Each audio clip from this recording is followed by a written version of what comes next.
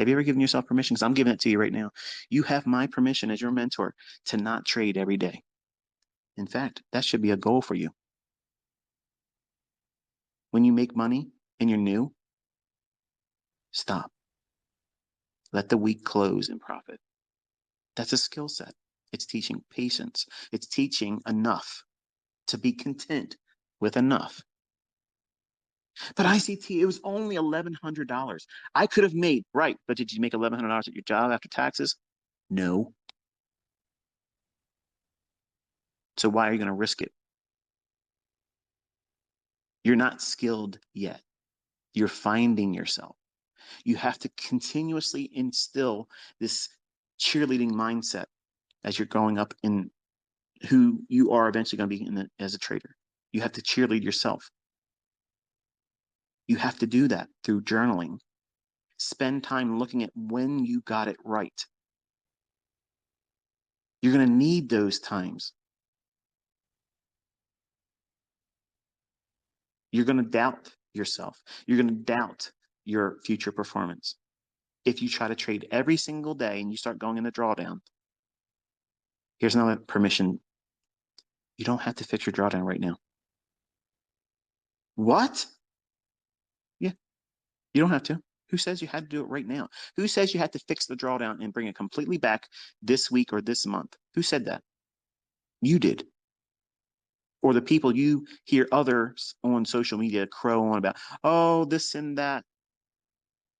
Who's running your business? Them or you?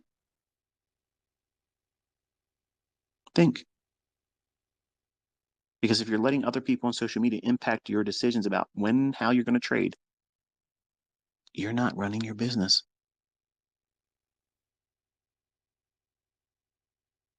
If you're not running your business, who is? The people that don't care about it. And if they don't care about your business, believe me, they only care enough to see it fail. It would be nothing more pleasurable for them to see you fail and go on social media and complain and bellyache. Oh, I did it again to myself. And they feel great about themselves because they're failing in privacy.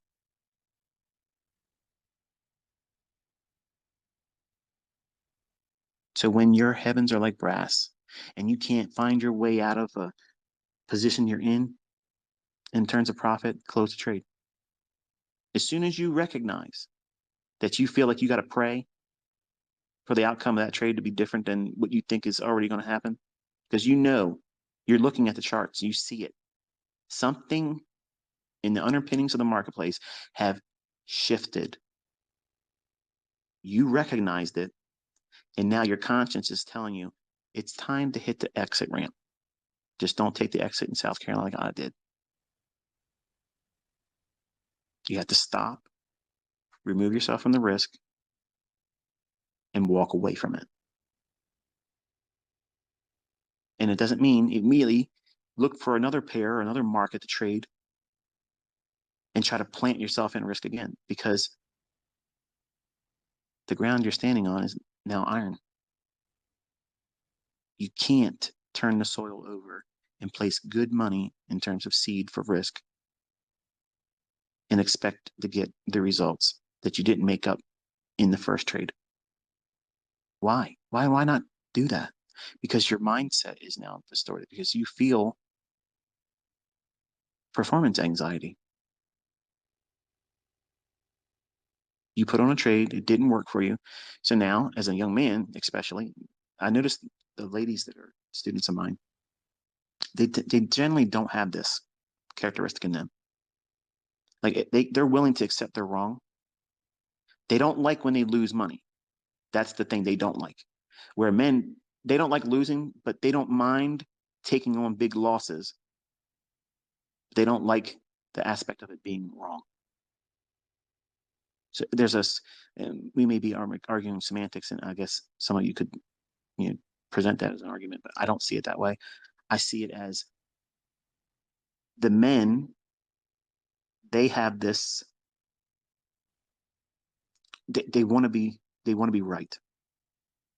Women, not so much. They don't care about being right. They don't want to lose money. Where men, they don't care about losing money. They could lose money as long as they end the day being right. They can go down in severe drawdown and come back. Yeah, look what I was able to do. I was down 38% in the intraday, took 16 trades, but the last two, I got it all back, baby. Woo woo, holla. And the ladies in my fold do not ever want to go through major drawdown like that, and they don't care if they're wrong. So, where are you in that spectrum? Where are you in that mindset? Some of you don't know. You haven't been doing it long enough. And that's why it takes a lot longer to learn this than everybody else promotes it to be. You can be so successful, live the life of your dreams. It's Lambo lifestyle.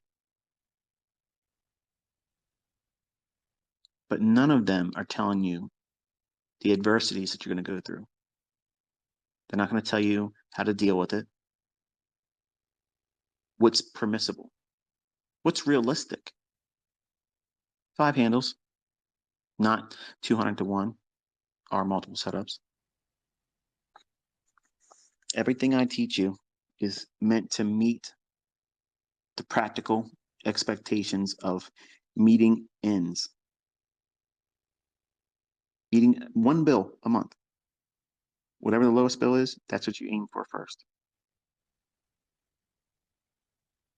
But something happens. Something happens in your mind when you first start dealing with these charts and you're demoing or you're rushing through that part by never doing the demoing, which is to teach you. You're learning who you are in the demo. That's why I can't stand these neophytes out there pretend to be mentors telling people you can't learn how to trade with a demo. You got to put some money, you got to put some skin in the race. Okay. I've done that and it fails miserably. And it gives you all of these anxiety inducing things that you would never have had if you wouldn't have did that. I didn't know the mistakes I had in me and the capability of me screwing it up because I never risked real money before as a younger man. I jumped in way sooner than I should have. I literally did like 2, 3 weeks of just back testing paper trades. That's it. And I did one walk forward, I think a week or maybe a week and a half at most, not even 2 weeks. And I convinced myself I was ready to put money into a live account. $2,600 on a Nations Bank, which doesn't exist anymore, Nations Bank credit card. Now tell me the sense in that. Zero. And it's no surprise. My first trade was impulsively in a market that I was never really interested in, orange juice. It's too thin. It wasn't even seasonally, looking back at seasonally, it was not even in a position where I could do anything. And I traded in a vehicle I had no experience in, options. But I had to do it. I got the account open. It's been 2 days. I better take a trade. And overnight, 50% of that account gone. Not the account, but the options premium. I paid $1,500 for orange juice option, which is extremely expensive. So I bought an overvalued option. I didn't know it. And overnight, lost $750 of that option premium and then closed the account that day. Wonderful lesson. Perfect illustration of what not to do.